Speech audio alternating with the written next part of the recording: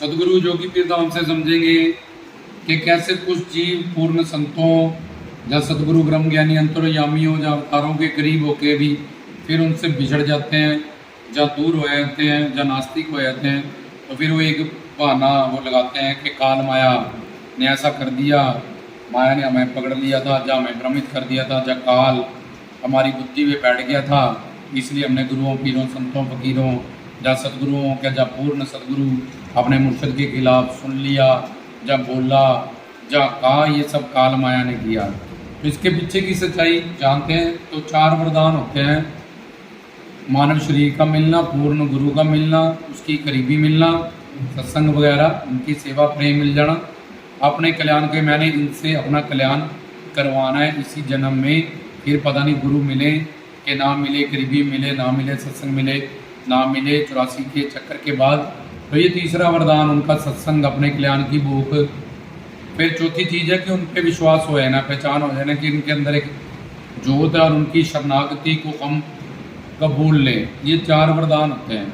तो जब हमारे अंदर 3 तरह की माया, रज तम सत माया, तो जब हमारे अंदर सात्विक गुण लगा होता है तो हम गुरु को भगवान जानते हैं, संतों को, अवतारों को, क्योंकि हमारे अच्छे प्रारब्ध, अच्छे पुण्य और हमारी शरणागति सही सही उनके चरणों में चली रहती है और हम अपने शिष्टाचार में बिल्कुल ही रहते हैं। जहाँ कोई भी हमारे अच्छी प्रारब्ध भी लगी है, पुण्य का समय भी लगा हुआ है, तो हमारा शिष्टाचार भी सही सही चल रहा है। और जब वो सात्विक माया घूम जाती है तो राजस माया लगती है, तो हम गुरु से कुछ संसारिक चीज़ें डिमांड करते हैं कि हमें संतान चाहिए, पैसा चाहिए, कोठी चाहिए, या जगदानंद में पति पत्नी सुख, पुत्र पुत्री सुख, दौलत शोहरत सुख, बहुत सारे होते हैं, लेकिन ये 4 विशेष होते हैं। पर अगर वो चीज़ हो तब तुम्हें नाम मिले तो तब भी लोग सोचते हैं ये नहीं मिल रहा, वो नहीं मिल रहा, ये नहीं दे रहे, वो नहीं दे रहे।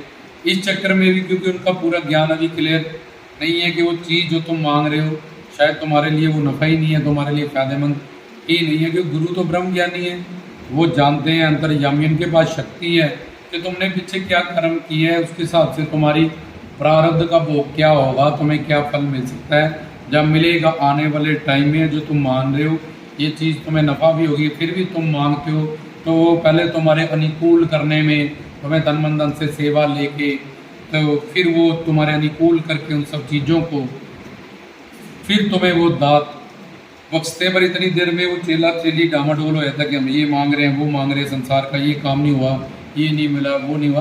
खैर वो राजस माया में संसारिक चीज़ों की कामना करता है तो कुछ ना कुछ तो मिलता उसको रहता ही है, वो जुड़ा रहता है। लेकिन तीसरा गुण जब लगता है तामस गुण माया, अपने पापों की सजा पीछे, अब पहले तो अच्छे कर्म लगे हुए थे, पुण्य लगे थे, प्रारब्ध पिछले जन्म की कमाई साथ में थी, पुण्य, तो गुरु ब्रह्मा, गुरु ब्रह्म ज्ञानी है, अंतर्यामी है जी, भगवान है जी, वो है जी, बिल्कुल शिष्टाचार का पालन हो रहा है जी। तो ऐसी बातें और ऐसा भाव हमारा बना होता है। फिर राजस में संसारिक सुख हम उससे प्राप्त करते हैं। और तीसरा जब इन दोनों में तो ठीक रहता है, लेकिन जब तीसरा तामस गुण लगता है, और ये हमेशा बदलते रहते हैं तुम्हारे अंदर। अभी तुम सात्विक थे तो बड़ी से बड़ी चीज़ तुमने इग्नोर कर दी, अभी तुम तामस थे, छोटी सी बात को भी तुमने दिल पे लगा लिया, बहुत बड़ा, बहुत दिन तुमने ऐसे टाइम वेस्ट कर दिया, गुरु के खिलाफ ही बोलने लगे, सोचने लगे, कहने लगे। तो जब तामस प्रारब्ध में आती है और हमारा ज्ञान कच्चा और अधूरा आता है, हमने प्रवचन लेक्चर नहीं सुना होता है, तो वो क्या करता है, अब गुरु तीनों गुणों से बाहर है, और सात्विक गुण अच्छा होता है जो हमें गुरु के करीब करता है, उससे नीचे वाला राजस होता है, और तामस तो अहंकार से युक्त होता है। और सब जो खराब खराब चीज़ें हैं वो तामस गुण में ही होती हैं। तो उस तामस गुण के कारण क्या करते हैं, हमारी जो निष्ठा, जो हमारी श्रद्धा, जो हमारा शिष्टाचार है, वो अपने प्रारब्ध उलट होने के कारण हम कुछ ऐसी गलतियां करने लगते हैं, गुरु के खिलाफ बोलने, सुनने, कहने लगते हैं। जब अब तामस हमारा जो मन है वो 8 दिशाओं में अंदर घूमता है, कभी तीर्थ करने का मन करता है, कभी दिल करता है सब कुछ दान कर दो, कुछ नहीं साथ में जाने वाला, कभी हमारा भोग करने को दिल करता है, कभी हमारा तीर्थ जाने को दिल करता है, कभी हमें गुरु भगवान की तरह दिखते हैं कि बस मुझे तो सब कुछ मिल गया परम मंजिल। और इस तरह से वो 8 दिशाओं में और तामस माया में अब घूम रहा है। तो अब उसको तामस गुण भी लग गया और प्रारब्ध भी उल्टी होगी और मन भी उसका विपरीत दिशा में अब चला गया। तो अब वो गलतियां करेगा पहले, क्योंकि उसका ज्ञान कंसेप्ट क्लियर नहीं है कि ये मैं क्या बोल रहा हूँ, क्या सुन रहा हूँ, क्या कह रहा हूँ, ये मेरे शिष्टाचार के खिलाफ है। तो वो तो कल तक तो मैं उनको भगवान ईश्वर परमात्मा उनके लिए मिलने के लिए, बात करने के लिए, बैठने के लिए, छूने के लिए तड़प रहा था, तरस रहा था। आज ये मुझे क्या होने लगा। तो ये सब तामस गुण। तो उस वक्त वो जो डिसीजन करता है कि वो तामस माया कहते हैं नहीं तू भी सही है, अपनी बुद्धि का अहंकार सामने आता है, उनको ऐसा नहीं करना चाहिए था, ऐसा नहीं कहना चाहिए था, यहाँ पे तू सही है, बिल्कुल तेरी कोई गलती नहीं है। तो ऐसी चीज़ें हमारे आगे आ जाती हैं और हम उस वक्त जो डिसीजन जब कर्म करते हैं वो सारे गलत होते हैं। तो वो गलत कर्मों के कारण अब प्रारब्ध उलट हुई। जब काल माया ने, तो उसने तो पहले भी थी, जब तुम्हारा सात्विक गुण था तब तुम्हारे पास राजस गुण था, तब भी थी काल माया, तब तो तुम बड़े शरणागत थे, तब बड़े हुक्म में थे, तब उनकी बड़ी तरफ और तरस थी सत्संग की। अब क्या हो गया तुम्हें, क्योंकि तुम तामस गुण में चले गए और तुम फिर उस गुण में जाके जब तुमने अपने कीर्तन, भजन, सत्संग, आस्था, निष्ठा, उनकी सेवा, इन सब चीज़ों से तुम पीछे हो गए। जब अपनी बुद्धि को आगे लाते हुए, कैसा नहीं ऐसा, जब उन्होंने तुम्हें फीड कर दिया, कुसंगति का प्रभाव तुम पे पड़ गया, पहले ही तुम अंदर से तुम्हें काम, क्रोध, लोभ, अहंकार के बुरी प्रारब्ध के दीमक खा रही थी और बाहर से तुमने कुसंगति की, तो बाहर से तुम्हें और उल्टा ज़्यादा, एक पेड़ है उसको अंदर से दीमक खा रही है, बाहर से अब चूहे खाने लगे, कितनी देर रहेगा। तो वह ऐसी गलतियां करेगा जिसके कारण फिर उसको गुरुओं, पीरों, संतों, फकीरों से दूरी मिल जाती है, वो गलती कर बैठता है।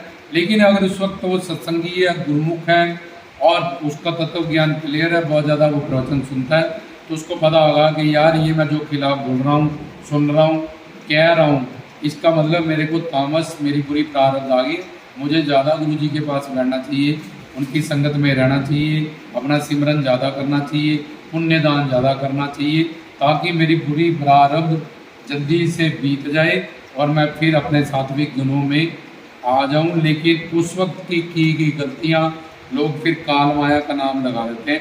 उस वक्त ही हमें ज़्यादा सिमरन की, ज़्यादा पुण्यदान की, ज़्यादा अच्छे कर्म की, ज़्यादा गुरु की करीबी की, उसके स्पर्श की, उसके प्रेम की, उसके साथ की ज़रूरत रहती है। लेकिन हम उससे उलट करते हैं, जिसके कारण फिर हम गुरुओं, पीरों, संतों, फकीरों, ब्रह्मज्ञानियों, अंतर्यामियों से उन गलतियों के कारण दूर हो जाते हैं।